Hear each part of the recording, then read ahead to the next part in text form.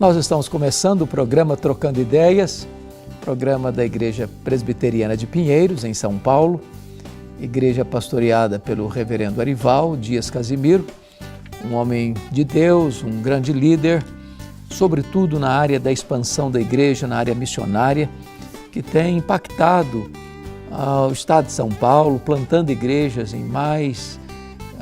nas mais diversas regiões do estado e fora do Brasil. Eu tenho o privilégio de cooperar também no pastorado desta igreja. É uma igreja para você, para sua família, uma igreja abençoadora, uma igreja acolhedora, bíblica, contemporânea, missionária. Este programa, ele tem um propósito bem definido. Nós recebemos muitas perguntas, gostaríamos de respondê-las todas, mas escolhemos algumas perguntas para, neste programa, respondê-las, entendendo que pode ser a pergunta de tanta gente mais. E hoje nós selecionamos aqui 3 perguntas para considerar com você no programa.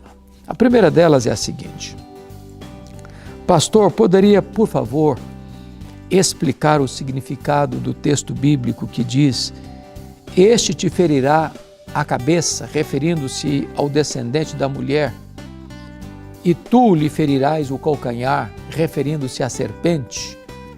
Texto lá de Gênesis 3,15. Veja bem, quando os nossos pais pecaram lá no Éden, Deus chamou o homem à ordem: Adão, onde estás?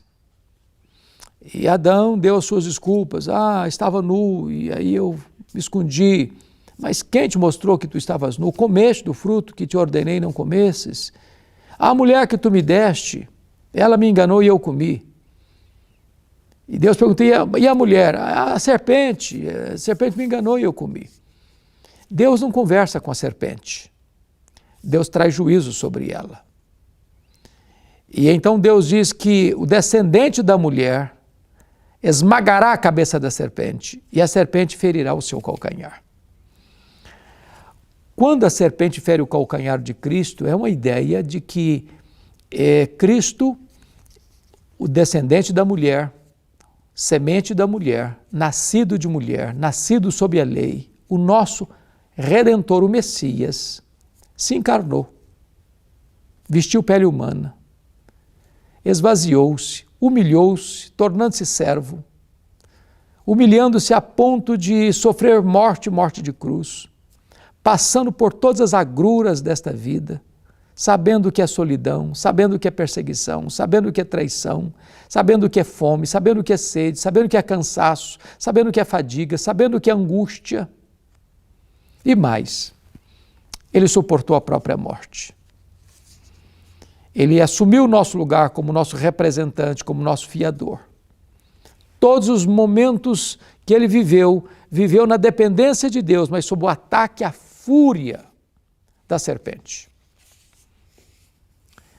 Porém, quando Cristo na cruz foi exposto naquele patíbulo de horror, em vez de a serpente ter ganhado a luta, do inferno ter celebrado a vitória, diz a Escritura que na cruz Jesus impôs a mais acachapante derrota sobre o diabo e as suas hostes, triunfando deles na cruz.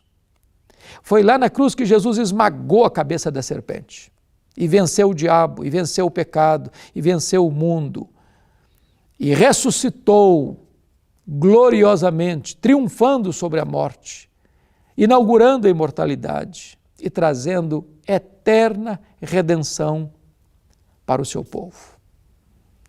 Jesus passou pela morte, mas ele arrancou o aguilhão da morte e matou a morte. A morte não pôde vencê-lo. A sepultura não pôde retê-lo. Mas a derrota imposta a Satanás, a serpente, foi absoluta, decisiva, completa e cabal. Segunda pergunta: o que significa o texto de Mateus 24:19, quando fala: mas ai das grávidas e das que amamentam naqueles dias? Obrigado por essa importante pergunta. Jesus está aí tratando do seu sermão profético, falando dos sinais que vão anteceder a sua segunda vinda. E Jesus ilustra a sua segunda vinda com o cerco e a tomada de Jerusalém no ano 70.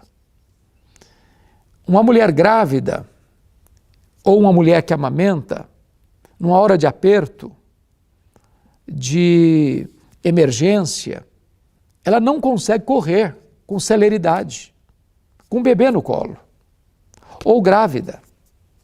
Então, uma mulher grávida ou uma mulher com um bebê no colo, ela não tinha capacidade de celeridade para fugir, para se esconder do inimigo, que de forma implacável entrou na cidade, massacrou a cidade, rasgou o ventre das grávidas e massacrou crianças de colo e de peito. Então, Jesus está aí trazendo uma profecia temporária do problema que ocorreu no ano 70, 40 anos depois dessa profecia dada, lançando luz para o que será no dia do juízo, quando todos os homens, os ricos, os pobres, os grandes, os pequenos, os doutores, os analfabetos, os líderes, os liderados, todos vão ficar aterrados, conforme Apocalipse 6, 12 a 17. Até pedindo aos montes para caírem sobre eles. Eles não estão com medo de morrer, eles estão com medo de enfrentar a ira do Cordeiro de Deus. Isso é um alerta para nós, isso é um alerta para a nossa geração. Bom, a última pergunta que nos foi enviada é esta: pastor, como a igreja deve tratar a questão da ideologia de gênero?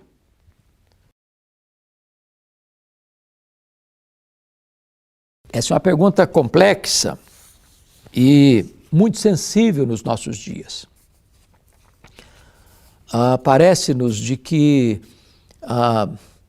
tanto as casas de leis, o parlamento, quanto os palácios, os governantes, como as nossas cortes, composta dos ínclitos juízes, estão tendendo para esta ideia de que nós não devemos hoje classificar a questão de gênero. Que a criança nasce, ela que vai escolher se vai ser masculino ou feminino ou até mesmo uma coluna do meio. Porém, é preciso dizer algumas coisas. Do ponto de vista biológico, o ser humano, ao ser gerado, ele é gerado masculino ou feminino. Não tem gene homossexual, por exemplo. Ou é um ou é outro.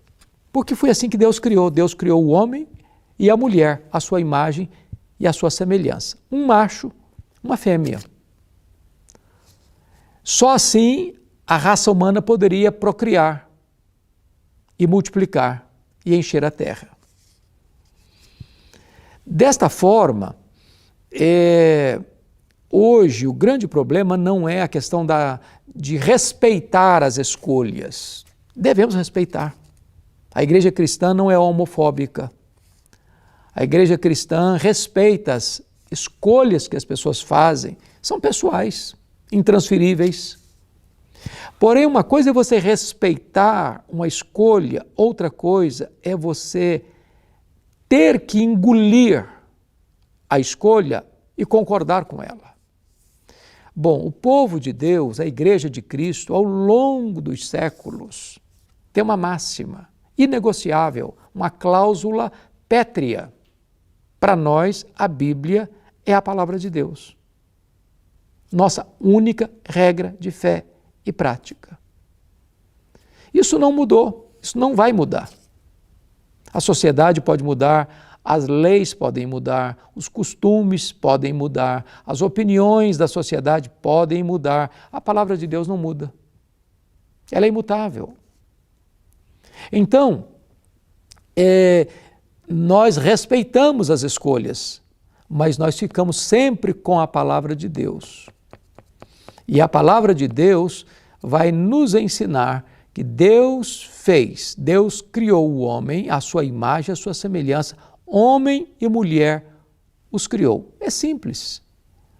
É isso que a ciência ensina, é isso que a biologia ensina, é isso que a Bíblia ensina e é isso que nós cremos. Então, gente, esse é o programa Trocando Ideias. Se você tem perguntas, manda para nós, que teremos muito prazer em respondê-las aqui. Mas antes de encerrar o programa, eu gostaria de convidar você para fazer uma visita na Igreja Presbiteriana de Pinheiros. Fica na Avenida Doutora Ruth Cardoso, 6.151, ao lado da Ponte Cidade Universitária. Se você mora na Grande São Paulo, você tem culto domingo, segunda, terça, quarta, quinta e sexta e sábado tem atividades também. É uma igreja aberta todo dia, o tempo todo, para acolher você, para abençoar sua vida. Se você mora fora de São Paulo, você pode acompanhar a nossa programação pela IPPTV 24 horas no ar, com programações fantásticas para todas as faixas etárias. E você pode se inscrever no canal de YouTube da igreja, porque nós temos ali milhares de sermões, de mensagens para edificar a sua vida. Queremos registrar aqui nosso carinho a você, pela sua audiência, e desejar que Deus abençoe muito a sua vida. Nosso abraço a todos vocês e até o nosso próximo programa, se Deus quiser.